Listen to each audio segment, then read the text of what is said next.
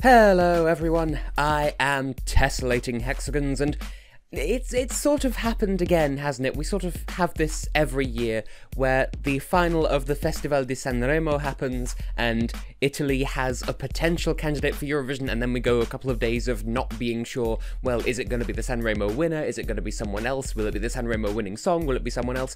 Well, once again, much like last year, we had a fairly swift response from Rai and the chosen Italian delegation, and this year, once again, it is, as far as we can tell, and Eurovision.tv has yet to dispute this, they seem to be agreeing that this is what they've chosen, the winning Sanremo act, much like last year, and this year it's the half Albanian, half Italian Ermal and the fully Italian Fabrizio Moro, and the song Non mi avete fatto niente, which means you haven't done anything to me, or you did nothing to me, that sort of thing. It's in Italian, composed by Ermal and Fabrizio, and lyrics by Ermal, Fabrizio, and Andrea Febo as well. So, once again, we have a song that's in a native language of a country, written by the people performing it, with a friend this time, at least I'm assuming they're friends, and, well, what are my first impressions on this one then? Well, Italy. Well, Italy. Right from the beginning. Even just the instrumentation of this one makes you sit up and pay attention.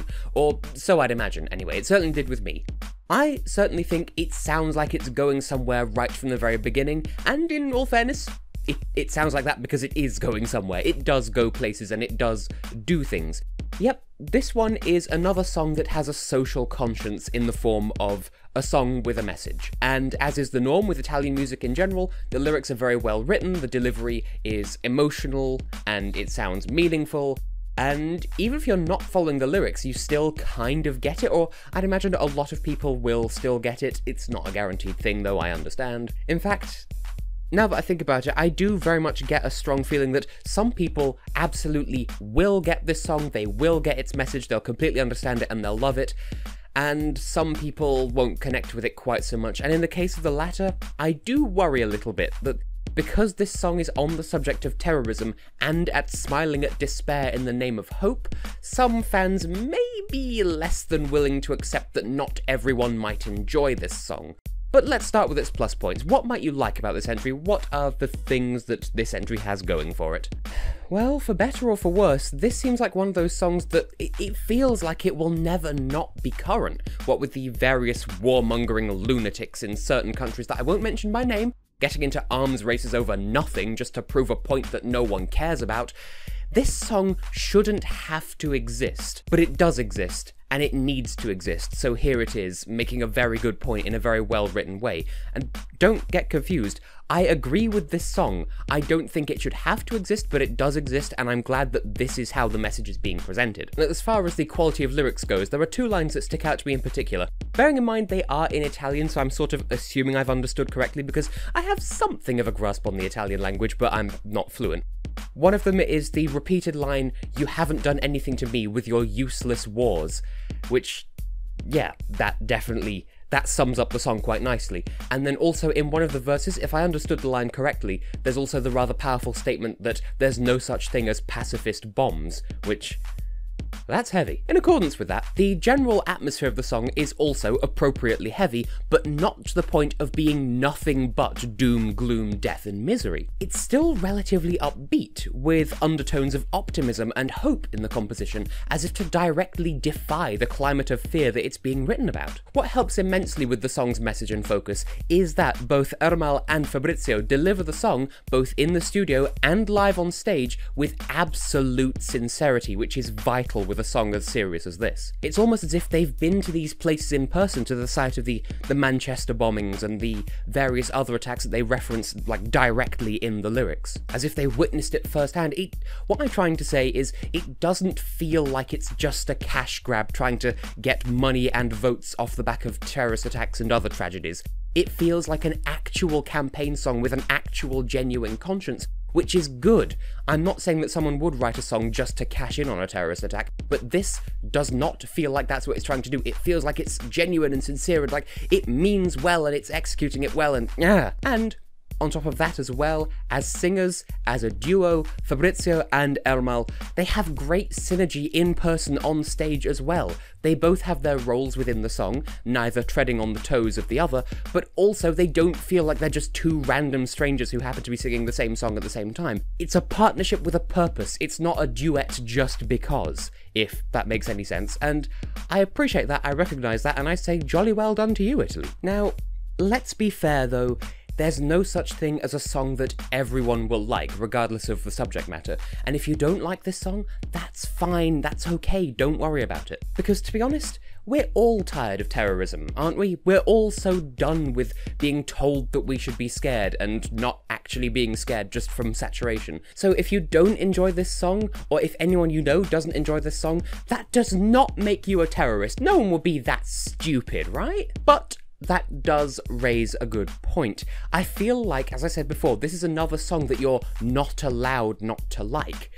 I saw some of the comments on Eurovision.tv. If someone doesn't enjoy this song, that's fine. They are entitled to that opinion. Please let them have it. Once again, much like with France, you should not feel blackmailed into liking a song just because of the subject matter. You shouldn't feel as though you're having your arm twisted into saying, oh, if you don't like this song, then you're part of the problem, because that's simply not true. Sure, the song makes a good point and it's got a very valid, very wholesome message, but if it's not for you, it's not for you, and that's completely fine. On a much less existential level, meanwhile, in the live performance at Sanremo, okay, I'm mostly sure I'm thinking of Fabrizio here. I could be wrong, but I'm fairly sure it's Fabrizio. One of them, and I'm fairly sure it is Fabrizio, has a rather rough, kind of gritty texture to his voice, which is fine, that's his style. There's nothing wrong with having a stylized vocal voice. A vocal voice, huh. But it does mean that in some of the lower parts of the song, in some of the lower notes, and especially in the about 2 minutes in where everything strips back a little, the grittiness of his voice does supersede the melody somewhat. It stops being melodic and starts just being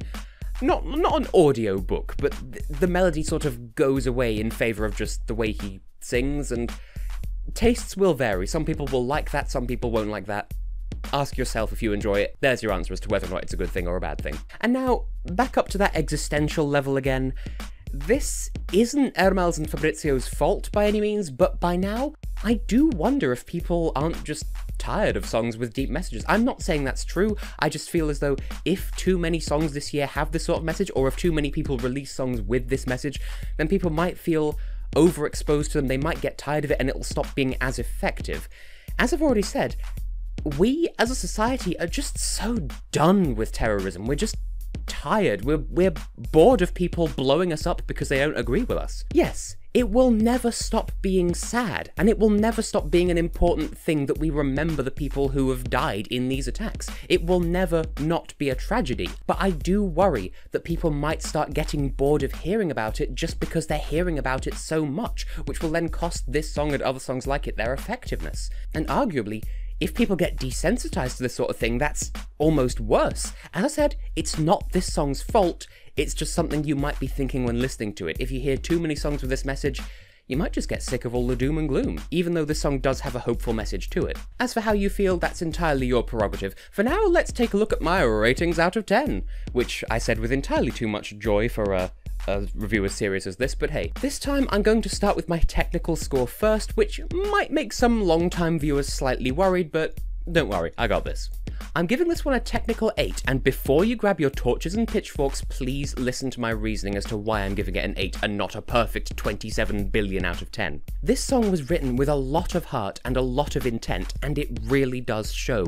It perfectly captures the message of defiance, that terrorism will never win if we refuse to despair over it. The problem is, the sort of country-ish rhythm that appears after the first refrain, the sliding guitar, that sort of aesthetic. If you're not totally on board with the message, if you don't fully understand what's being said, if you sort of get off after the world is sad, and without listening to the full message of the world is sad, let's not be despairing about it, then it can sound distracting or confusing. So to reiterate, if you don't understand that the message is the world is bad, but we're not going to be afraid, if you just understand the world is bad but you don't get that second half, then the sudden levity of the composition might distract you quite a bit. I concede that isn't really the song's fault per se, but it is an issue pertinent to its reception, so here feels like an important time to bring that up. There is also the small matter that live some of the low notes tend to just vanish into the texture of Fabrizio's voice, which works more on some levels than it does on others, tastes vary, but overall, this song is pretty, this song is clever, but there is room for negotiation here. Which leads me on to my personal score out of 10. I shouldn't have to feel bad about this, so please don't try to make me feel bad about this, please have some respect. I'm giving this a 6, but that is a good 6. I mean, there isn't really anything to differentiate a good 6 from a bad 6, but I'm giving it a 6 with the best of intentions. I appreciate everything this song does. I appreciate the clever and uplifting aspects to its overall ethos, and I do enjoy the atmosphere off the back of that. And I do think this song is relatively necessary as far as keeping hope alive is concerned. It's just... honestly, I'm just mentally exhausted from thinking about these things. Yes, terrorism is bad, and these things keep happening and they're still sad, but we should not give in to that sadness. Yes, I know, I get it. I like the genre to an extent, and I appreciate the message. It's just not something I would choose to listen to, because at this point, I would choose escapism, but obviously that's not everyone's approach to this sort of thing, and I know I'm sort of burying my head in the sand. Different people will react to this song differently. I appreciate it, it's just, you know, I do still like it. And if you intend to dislike my video just because of that assessment, then I do strongly recommend you reevaluate your approach to empathy, because ironically that is a big part of this song's goal. That being said, is this a step in the right direction for Italy? Really, this kind of reminds me of Switzerland's situation this year, insofar as this is kind of a neutral move, but in a good way. So if that offends you, you haven't understood what I just said. Yes, it's neutral, but it's good neutral. Once again, this year's Italian song is the act that won Sanremo, like last year, so it's already got a good bit of clout behind it, and with an artist that people like, with a song that people like last year. And once again, it's a song with a social conscience and a genuine message that can be applied to modern life, just like last year. True, it's a bit more serious than the way Occidentale's Karma was presented, but the general package is on the same level, and that is a good thing. Italy's in a good place right now, so it's a neutral move, but that's good because they're already in that good place. They're staying in the good place. I hope that makes sense. So does that mean this would qualify if it had to? I think that would depend largely on how they intend to stage this in Lisbon. If they're not careful, the song might sound lost on a large stage if they undersell it, but by that same approach, if they oversell it, if they have extreme images of war-torn countries and flying bombs in the background while people do some sort of strange folk dance behind them, then people who don't understand the wider message will be left out in the cold. People will feel alienated if they don't understand the lyrics, and thus the whole package would be hard to take seriously. So I think they'll be sensible with this, which is good because they do need to strike a balance in order to properly convey that message. I don't know, I'm just glad it auto-qualifies because honestly I couldn't predict with any certainty at all whether this would qualify or not if it had to, because it's all about whether or not it makes that personal connection with the audience on the night. That's what's going to make or break this one. And could it reach the top 10? Quite possibly. Could it miss the mark and land somewhere in the middle 15? Also more possible than some people would like to admit, but I personally am largely optimistic here. So on that note, I will say, good luck to you, Italy. I have been, and will continue to be Tessellating Hexagons, and we will see you, for better or for worse, on stage in Lisbon in May.